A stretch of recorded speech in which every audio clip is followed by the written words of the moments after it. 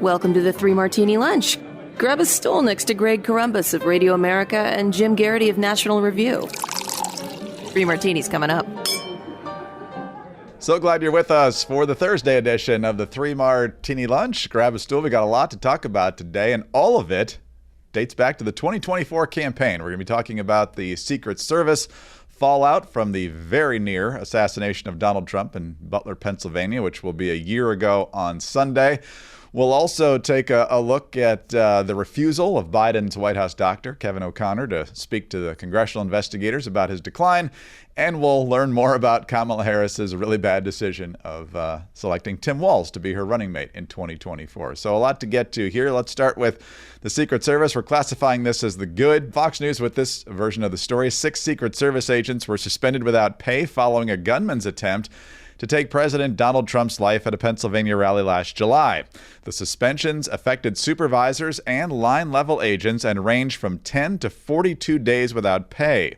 The disciplinary action took place in February, according to the Secret Service, which confirmed the news because a Senate report on the failures in Butler is set to be released any day. No agents were fired, as the Secret Service told Fox News the entire agency failed rather than individuals. Deputy Director Matt Quinn on Wednesday told CBS News that they, quote, weren't going to fire their way out of this, but did say that they are laser focused on fixing the root cause of the problem. Quinn told the outlet that those who were suspended were placed in restricted roles with less responsibility once they returned to the job. So, Jim, that term root causes makes me roll my eyes a little bit because, Kamala Harris never quite got to that when it came to the border. They also say, Quinn told CBS News, that they've upgraded technologically. Secret Service has introduced a new fleet of military-grade drones and mobile command posts to improve communications with local law enforcement, which you think might have been a priority at some point in the past. But what do you make of these actions, and do you think they're enough? I feel pretty satisfied with this, and I have a suspicion that if President Trump did not think that these were sufficient steps, he probably would do something about that, as the fact that these are the same people who are still in charge of protecting him right now. Based on the information we have, and we don't have access to everything, we don't know all the details, but, this sounds about right. He made the statement that you're not going to fire your way out of this. There's a question of, do you have enough qualified agents to do everything you need for the president, the vice president, first lady, second lady, during the previous administration, the, second gentleman, as they called Emhoff, visiting foreign heads of state. I guess that's a little bit more, actually, some of that's Secret Service, some of that's, other Department of State security. There's all kinds of responsibilities of protecting people, and these, each time one of these prominent people goes to a public place, you have to, do all these preparations.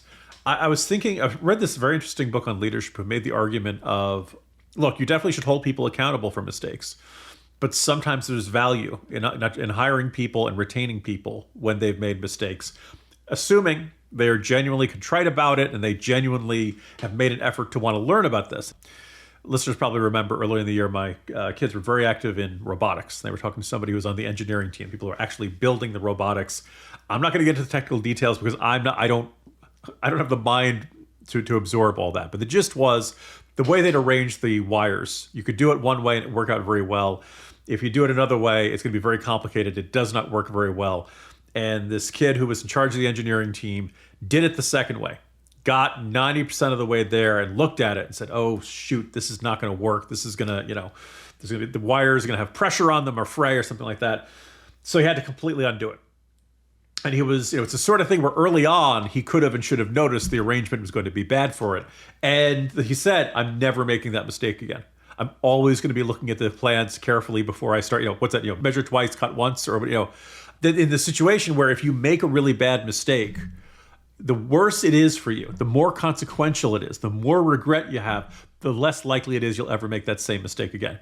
You may make all kinds of new mistakes, but you're not going to make that mistake again. And so there's certain all of these Secret Service people involved, based on what we know, they're not completely incompetent at everything. They just admit on that day they didn't have the radios on the right frequencies to coordinate with local and state law enforcement. They didn't respond fast enough. They're human beings. It's very tough to be 100% perfect every single mission, every single operation. So you keep them around, suspend them without pay so they understand the seriousness of their failure to perform their duties. but you put them back, you put them in a position of less responsibility where they can reprove themselves. That sounds like the right approach to this. And it's just very, very reassuring, Greg, to say that after an exhaustive investigation, they've concluded the problem can be traced back to rogue, low-level employees in Cincinnati. That's a deep cut for all of our listeners who remember the IRS scandals of 2012, 2013, around there. Yeah, exactly right. All right, let's talk about Caldera Lab. And let's be real, most skincare products are not made for you guys. And when they are, they're usually not great. They're overly complicated, packed with questionable ingredients, or just don't deliver results. Caldera Lab's high-performance skincare is made just for men. It's simple, which we all love, of course, effective, and backed by science. We're talking about an award-winning serum with 27 botanicals and powerful antioxidants to help protect your skin against daily stressors. The eye serum targets dark circles, puffiness, and tired eyes with peptides and adaptogens.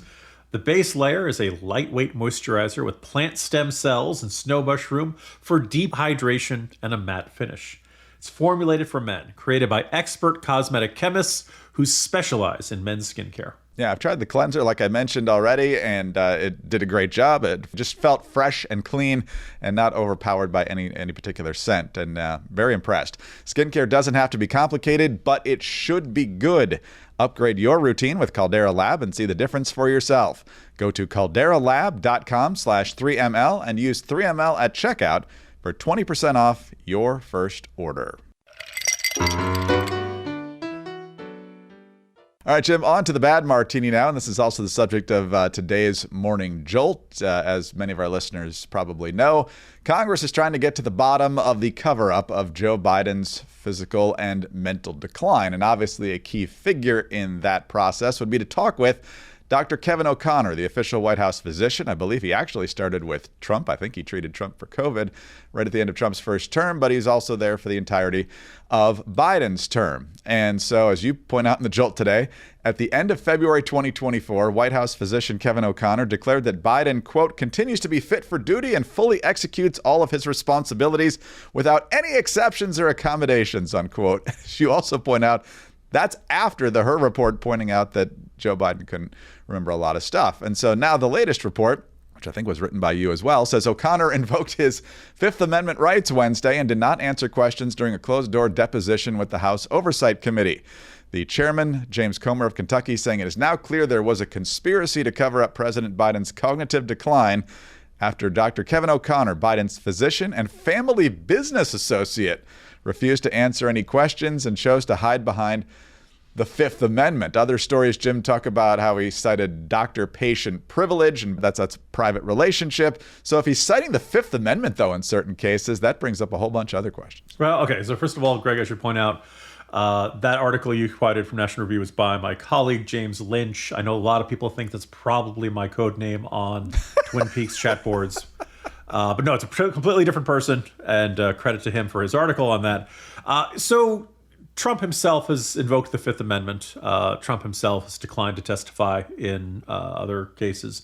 That by itself is not a sign that the person is de facto admitting a crime. But with that said, you have the legal right to invoke the Fifth Amendment against self-incrimination in testimony.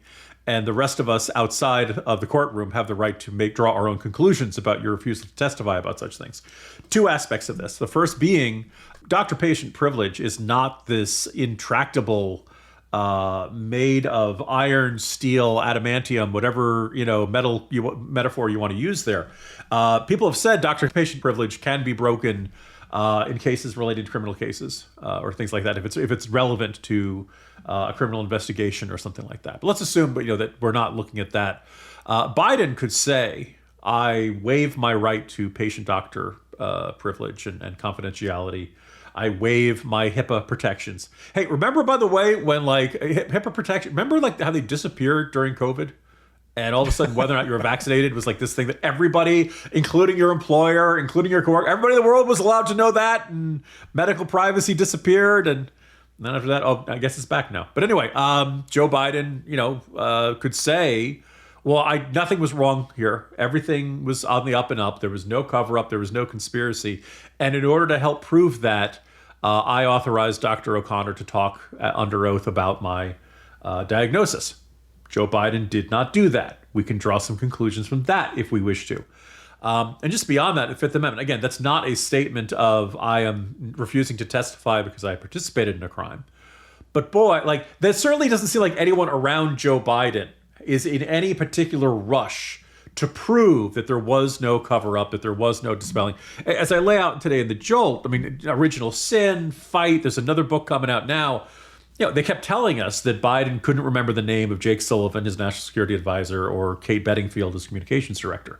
He didn't recognize Jamie Harrison, who was chair of the DNC. Now, I know a lot of listeners are like, well, I wouldn't recognize Jamie Harrison. Okay. He didn't recognize Eric Swalwell. And a lot of listeners are like, well, I would pretend I didn't know Eric Swalwell, too. So that's... But George Clooney, come on. You'd look at that and you'd say, hey, it's Batman.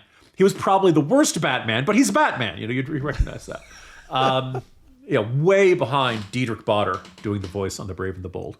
So the idea and the number of these stories that Biden would be at a cabinet meeting and he seemed confused and disoriented and out of it. And none of this lines up with O'Connor's diagnosis is that he is fully fit for duty, executes all of his responsibilities without any exceptions. Like that's about as broad-based endorsement of the president's health as you can possibly do. And this is February 2020. By June, he's up on the debate stage and he looks like he needs to be in a retirement home. So what happened, Dr. O'Connor? But let's also point out those annual or semi-annual, sometimes it was more than a year would go by. We would get these assessments of the president's health.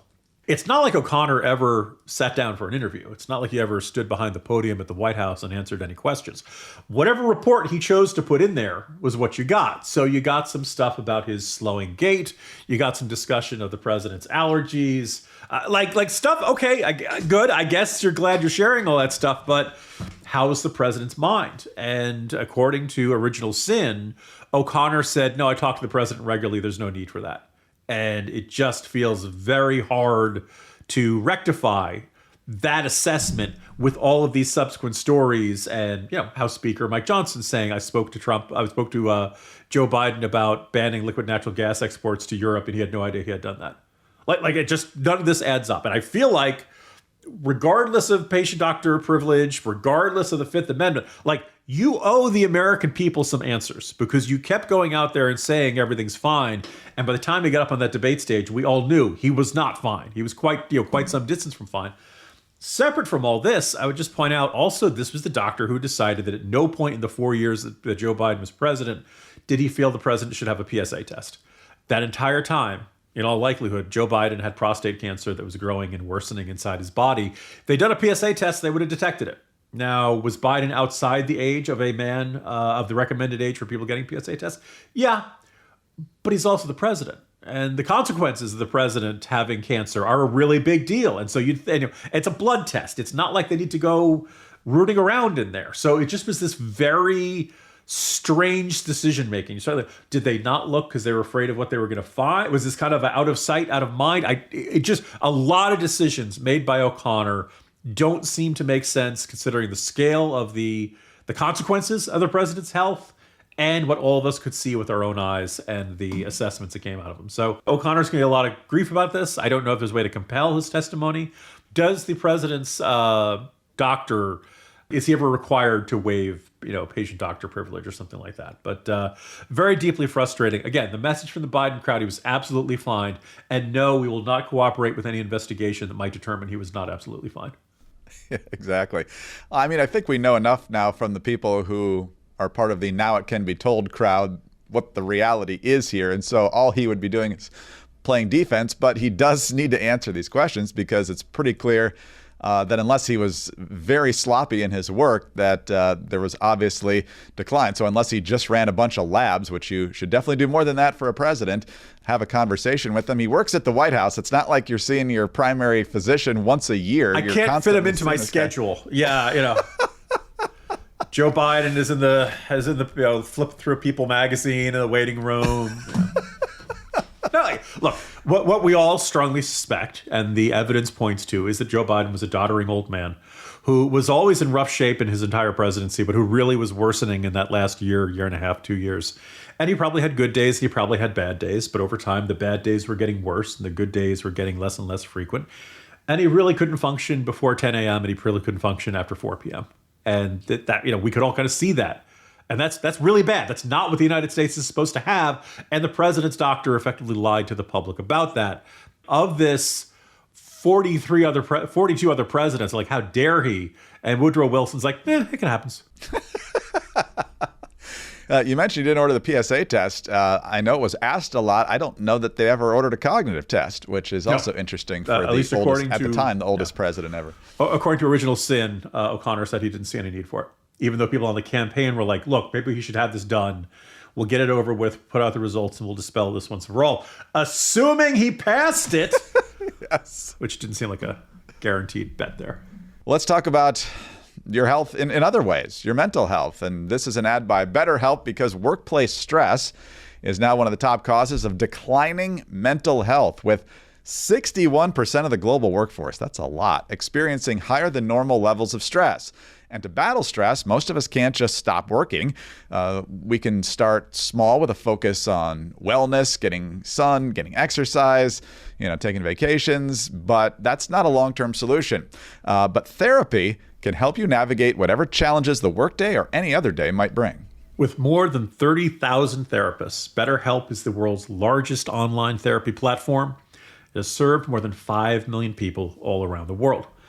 And it works with an App Store rating of 4.9 out of 5. And that's not just based on one or two people saying this. More than 1.7 million clients have all left reviews. And it's convenient. You can join a session with a therapist at the click of a button, helping you fit therapy into your busy life. And remember, you can switch therapists at any time. As the largest online therapy provider in the world, BetterHelp can provide access to mental health professionals with a diverse variety of expertise. Our listeners get 10% off their first month at betterhelp.com/3ml. That's betterhelp.com/3ml. Yes, we know the year is 2025, but we're still talking about 2024 in the last martini as well, because as Jim alluded to a moment ago, there is a new book out called 2024, How Trump Retook the White House and the Democrats Lost America. And so there's, I think, 2 or 3 authors on this one as well. They talk about a lot of different things, but one of the early focuses in the reviews of this book is how Kamala Harris decided to pick Tim Walz as her running mate, which we all know did not help. Josh Shapiro was thought to be the favorite because he was governor of Pennsylvania, relatively popular governor, and Pennsylvania was much more critical state ultimately than Minnesota in this campaign. But in the book, it says Shapiro was not a match. Quote, he came across as overly ambitious, pushing Harris to define what his role would be. It seems pretty normal to me. He also conceded it would not be natural for him to serve as someone's number 2, leaving Harris with a bad impression. Conversely, the authors explain that Walz was deferential, their word, while, quote, showing no interest in himself and flatly denied any interest in running for president. They also had a big problem with Shapiro's outspoken comments in defense of Israel and denouncing the pro-Palestinian protests on college campuses and elsewhere. But there's more. We knew that Walz told Harris that he wasn't a good debater and didn't think he'd do well, which certainly proved to be true. The book says, still, the vetting team did not fully appreciate his tendency to misspeak, his folksiness sometimes tipping into, quote, factual imprecision. But Kamala went with her gut on the decision, which tells you how much her gut was worth. This is the red state version of the story. The book claims her team told her that they couldn't say that picking Shapiro would deliver Pennsylvania, and Congresswoman Nancy Pelosi was recommending Walz because they thought he would help with men as well as white voters in the blue wall states of Wisconsin, Michigan, and Pennsylvania. Julian Epstein, the longtime Democratic operative, saying it's also a sign that the Democrats refuse to stand up to their most wacko part of the base. So, Jim, what do you make of this new nuggets, I guess you would say, about the selection of Tim Walz? Yeah, reconfirming what a lot of us suspected. And look, when you're the 3rd or 4th big campaign book to come out, a lot of the good scoops have been picked out. But there hadn't been a ton about what the thinking was, what the reasoning was, other than vague references to the idea that Harris and Walz had really clicked.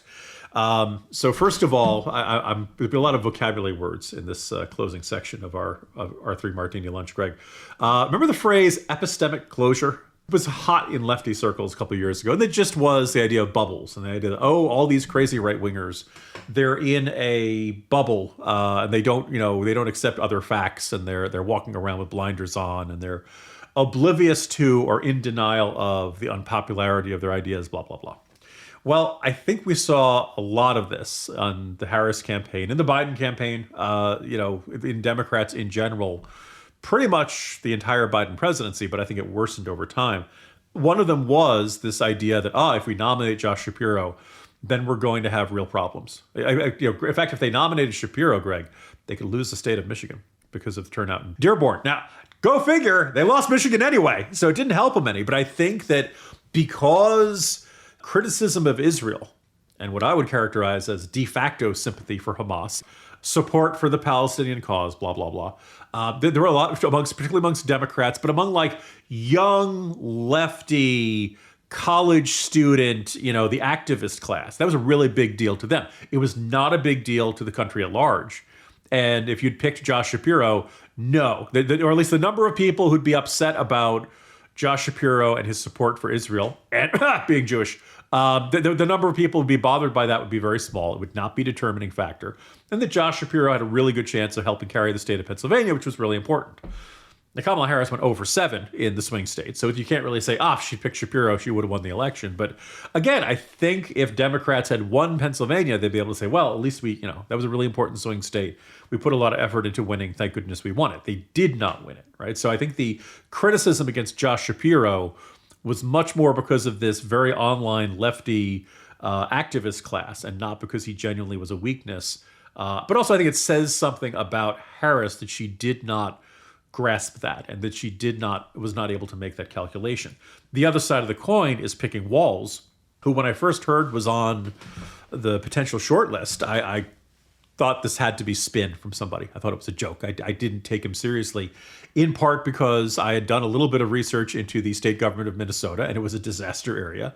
And I didn't buy this idea that he was, folksy football coach, the idea that he was some sort of red-green, homespun, likable, sitcom dad character who that America was going to fall in love with. To say nothing of the fact that, again, there are more important. Which state you're from is not the most important factor. It's not like Ohio was enormously at risk for Republicans last cycle around. But the idea that Tim Walz, by some sort of ricochet, was going to help with blue-collar voters in Michigan, Pennsylvania, Wisconsin, those blue wall states, didn't seem all that plausible. And Tim Walz, I think you can say, was actually a fairly unimpressive figure. His record as Minnesota governor is unimpressive. What got him into the talk was the idea that right as Biden resigns, Harris faces the choice. He goes on MSNBC and he calls J.D. Vance weird. And yeah, a lot of Democrats loved that. I don't think it resonated. I don't think it worked. And the other thing is, in one of the other books, Tim Walz apparently wasn't sleeping for 2 weeks before the debate, wasn't eating. His staff had to remind him. And I'm sitting there thinking, dude, if J.D. Vance intimidates you, you're not ready to take on Vladimir Putin. You're not ready to be a heartbeat away and having Xi Jinping saying, "I want give me Taiwan or else I invade." You're going to have much bigger problems than debating J.D. Vance. And the other thing is that according to reporting subsequent to the debate, Vance went into that, freaked out. We remember the deer in the headlights, but also really ready to go. And then J.D. Vance came out and played the nice guy. To put it in football terms, Walz was ready for a ground and pound offense of trying to run it up the middle, and J.D. Vance was passing on first down and throwing deep the entire time.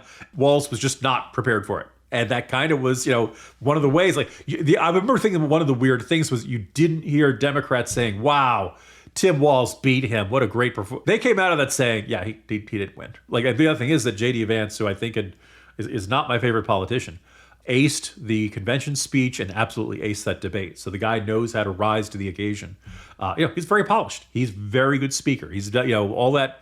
Wide variety of experiences. He knows how to talk to a whole wide variety of people. So, yeah, it was a terrible choice. And I don't know if you could say, that's what doomed Kamala Harris, but there are a lot of people in politics who look at that decision, instead of saying, "Yeah, great choice," looked at it and went, "Huh," and we're really underwhelmed. And quite a few folks will tell you that was the moment where they're like, maybe she's not going to win this thing. The fact that she made that choice, and she thought that was the one that was going to persuade the country as a whole, represented that she, where she was not where the political mainstream was, and it could eventually catch up with her. And it did. And that's where we are. So now people get to write books about it. Yeah. And the far online left basically ran an online campaign, social media campaign, to get him into that short list as a result of their aversion to Josh Shapiro. Again, like you said, there's no guarantee how it would have turned out even if Shapiro had been on the ticket. But I love the phrase factual imprecision. I'm guessing we might hear that a little bit more as time goes on instead of just, lies. But my favorite is just Josh Shapiro asking Harris, hey, what would I be doing if I was vice president? And the Harris team going, no, this is too ambitious, man. But you're going to do nothing like I have for the last 4 years. You're going to be completely shut out. You're going to do ribbon cuttings. By the way, Greg, from now on, when Mrs. Garrity says, I thought you said you were going to eat healthy this week. I thought you said you were going to avoid, eating sweets. Honey, I didn't lie. I was simply factually imprecise. That's the new euphemism I'm going to use. That's awesome. All right. Well, let's see what we've got on store for us as we end the week on Friday. Jim, see you then. See you tomorrow, Greg. Jim Garrity, National Review. I'm Greg Corombos of Radio America. Thanks for being with us today. Please be sure to subscribe to the 3 Martini Lunch if you don't already. Tell your friends about us as well. Thanks also for your 5-star ratings and your kind reviews. Please keep those coming. Get us on your home devices. All you have to say is play 3 Martini Lunch podcast. Follow us both on X. He's at Jim Garrity. I'm at Greg Corombos. Have a terrific Thursday and join us again Friday for the next 3 Martini Lunch.